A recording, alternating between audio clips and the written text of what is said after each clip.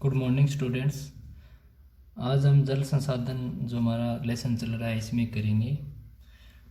जो आपका टॉपिक रहेगा वो है जल मंडल। जल मंडल क्या है या जल मंडल से क्या अभिप्राय है, आपने बहुत बार ये क्वेश्चन कर लिया है। तो पृथ्वी पर साधारण भाषा में, सिंपल में, पृथ्वी पर संपूर्ण जलीय भाग जिसमें समुद्र, झील, ठीक है, संपूर्ण जलीय भाग जल मंडल कहलाता है। ठीक है, तो लगभग देखा जाए भारत के 71% भाग पर जल पाया जाता है। इसी संपूर्ण जलीय भाग को क्या कहते हैं? जल मंडल कहते हैं। जैसे समुद्र हो गया, सागर हो गया, झील हो गया, नदियाँ हो गई, ठीक है, ये सारे इसमें उदाहरण के तौर पर लिए जा सकते हैं। अगर देखा जाए तो 96.5% जल है वो महासागरों में पाया जाता है। ये आपको यहाँ से एक नंबर का याद रखना, ऑप्शन वालों में यहाँ से एक बन सकता है। इससे आगे देखा जाए तो आपका आएगा जल दुर्लभता, नंबर 2। इससे पहले हमने किया था जल दुर्लभता क्या है, यहाँ तक हमने कर लिया था। इसके कारण क्या है, इसके कारण बताओ। अब हमें इसके कारण करने हैं, ठीक है। तो कारण में क्या है,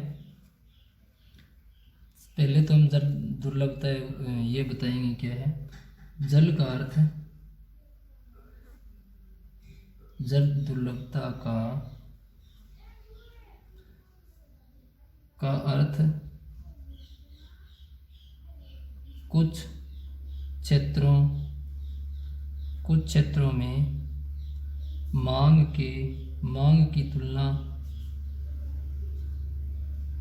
तुलना में पर्याप्त जल उपलब्ध न होना या उपलब्ध नहीं होना ही जल दुर्लभता है। ठीक है, यानी मांग अधिक है जल की, परंतु जल पर्याप्त मात्रा में उपलब्ध नहीं हो रहा है। उदाहरण के तौर पर देखें तो अभी सरकार ने घोषणा की है कि लगभग 7,000 प्रति एकड़ के हिसाब से जो धान नहीं बोएगा उस किसान को आर्थिक सहायता या मुआवजे के रूप में दिए जाएंगे। अब धान में क्या होता है, जल अधिक मात्रा में खर्च होता है। ठीक है, तो पहले ही सरकार सचेत हो चुकी है कि हरियाणा में या जिन क्षेत्रों में धान बोया जाता है, फसल बोई जाती है, धान की चावल लगाया जाता है, वहाँ पर्याप्त मात्रा में पानी नहीं है। तो क्या कर रहे हैं, भूजल स्तर नीचे से जल को उठा रहे हैं और फसल को पका रहे हैं। तो इसलिए आने वाले समय में भूजल और जो जल है उसकी कमी पड़ सकती है। इसलिए पहले ही सरकार और कुछ क्षेत्रों में पहले से ही बैन लगा रखा है। तो इस प्रकार सरकार भी सचेत है, ठीक है, आने वाले समय के लिए। तो इस प्रकार आगे देखा जाए इसके कारण क्या है, क्या क्या कारण है। नंबर 1, बढ़ती जनसंख्या। अब जनसंख्या बढ़ रही है तो क्या है, कृषि क्षेत्र का विकास। कृषि क्षेत्र में क्या होता है, सिंचाई की जाती है तो जल की अधिक खपत हो रही है। ठीक है, या फिर जनसंख्या बढ़ रही है, जनसंख्या बढ़ने के साथ जल की मांग भी बढ़ रही है और जल पर्याप्त मात्रा में उपलब्ध नहीं हो पा रहा है। नंबर 2, शहरी क्षेत्र विकास। वर्तमान में देखा जाए तो बहुत बड़े बड़े महानगर हैं, उनमें पानी की मात्रा है वो अधिक खपत होती है। ठीक है, तो जिसके कारण शहरी क्षेत्रों के कारण भी पानी है वो पर्याप्त मात्रा में नहीं मिल रहा है। दिल्ली का हम बहुत बार गर्मियों के मौसम में देखते हैं, मई जून में दिल्ली में पानी की कुछ बस्तियाँ इस प्रकार की, वहाँ पानी पर्याप्त मात्रा में नहीं मिल पाता है। तो वहाँ सरकार के द्वारा टैंकरों से वहाँ पानी है वो पर व्यक्ति प्रति लीटर के हिसाब से दिया जाता है। तो इस प्रकार बहुत सारे बड़े बड़े शहर है, वहाँ पानी की पर्याप्त मात्रा में नहीं मिल रहा है। तो शहरीकरण भी कहीं ना कहीं जल दुर्लभता का कारण बनता जा रहा है। तीसरा है जल प्रदूषण। अब जल उद्योग धंधों के कारण प्रदूषित हो रहा है या समाज के रीति रिवाज, ठीक है, जैसे गंगा में,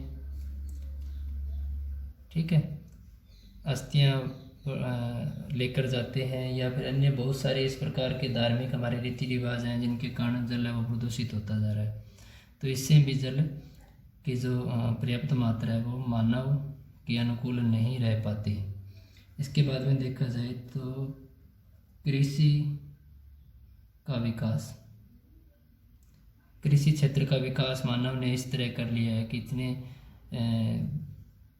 प्रकार के नए नए बीजों का आविष्कार किया जिनमें अधिक पानी की ज़रूरत पड़ती है और अधिक उत्पादन भी वो बीज देते हैं। तो इसलिए पानी अधिक खपत होता है और अधिक उत्पादन भी होता है। परंतु जो मेन जो समस्या है वो जल दुर्लभता की, यानी जल है वो खपत होता जा रहा है, जल पर्याप्त मात्रा में नहीं मिल पा रहा है।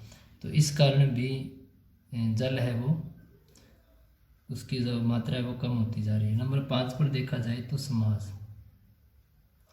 समाज में हम क्या लिखेंगे? समाज के कुछ वर्ग। अब समाज के कुछ इस प्रकार के वर्ग हैं जिनके पास पानी के जितने भी स्रोत हैं उन पर उनका क्या है? अधिकार है, ठीक है।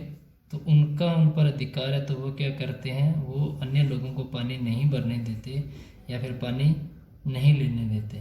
तो इससे कुछ वर्ग होते हैं समाज के, वो बिना पानी के अपना जीवन यापन करते हैं या बड़ी मुश्किल से उनको पानी मिल पाता है, क्योंकि उनके ऊपर कुछ ही लोगों का स्रोतों पर अधिकार है, वो पानी नहीं भरने देते। तो इसलिए कुछ समाज के वर्ग भी हमारे हैं, वो भी जिम्मेदार हैं जो पानी किन लोगों को नहीं मिल रहा है उसके लिए।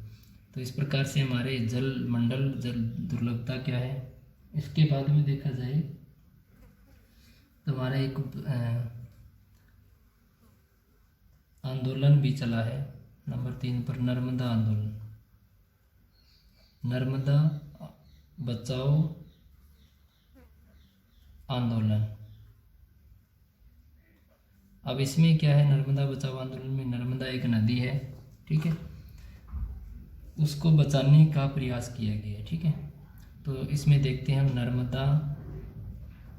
नर्मदा बचाओ, नर्मदा बचाओ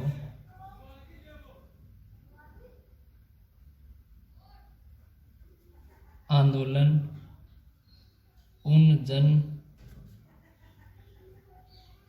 जनजातीय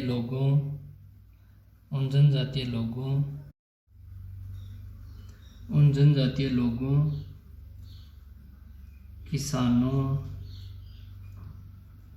या हम कह सकते हैं पर्यावरणविदों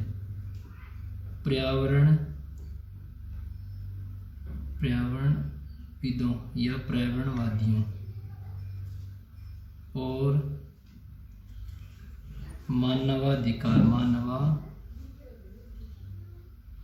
मानवाधिकार कार्यकर्ताओं से संबंधित है। पहले समझते हैं नर्मदा बचाओ आंदोलन उन जनजातीय का अर्थ है जहाँ से ये नर्मदा नदी बह रही है, जिन क्षेत्रों में नर्मदा नदी से पानी प्राप्त कर रहे हैं, तो उन क्षेत्रों के जनजातीय लोग, वहाँ के किसान, उस क्षेत्र के पर्यावरणविद, यानी उस क्षेत्र में जो नर्मदा नदी के इर्द गिर्द जो पानी, नर्मदा नदी पर एक बांध बनाया जा रहा है, उससे जितना भी पर्यावरण का नुकसान होगा, वहाँ बांध बनाया जाएगा तो क्या होगा? वहाँ पानी कुछ इलाकों में फैल जाएगा, वहाँ रोका जाएगा नर्मदा नदी के पानी को। तो वह पर्यावरणवादी है, कुछ पर्यावरण से संबंधित अपनी सोच रखते हैं, उन्होंने अपना विचार रखा है। कुछ मानवाधिकार भी है। मानवाधिकार में क्या है? जहाँ पर ये बांध बनाया जा रहा है वहाँ पर जो लोगों का आवास है वो क्या करते हैं? मानव आवास है उसको वहाँ से उठाना पड़ेगा और वहाँ से बहुत सारे जीव जंतु है वो भी पलायन करेंगे या मर जाएंगे। तो इस कारण देखा जाए तो मानवाधिकार कार्यकर्ता है वो भी इसके आंदोलन में अपना हिस्सा दिखा रहे हैं। और इसके बाद में देखा जाए तो नर्मदा नदी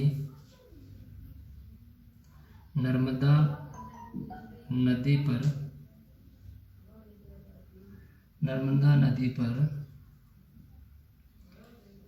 बांध बनाने का विरोध किया।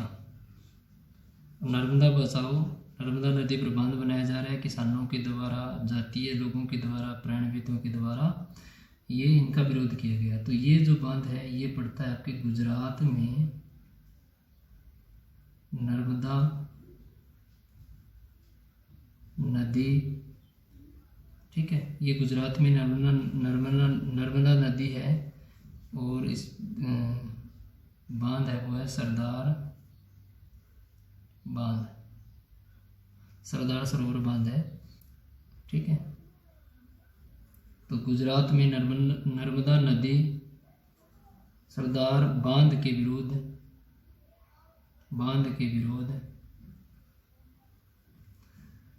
में ये आंदोलनकारी यानी आंदोलन करने वाले, आवाज उठाने वाले उन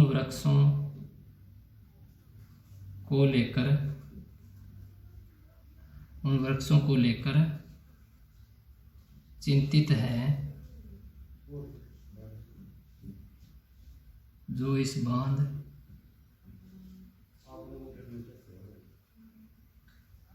डूब जाएंगे।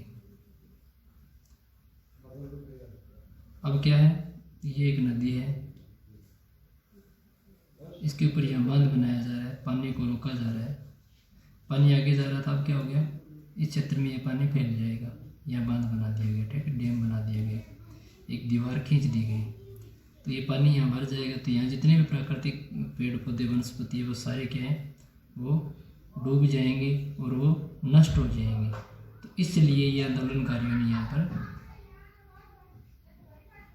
प्रदर्शन किया या इसके खिलाफ आवाज़ उठाई। इसी का नाम था नर्मदा बचाओ आंदोलन।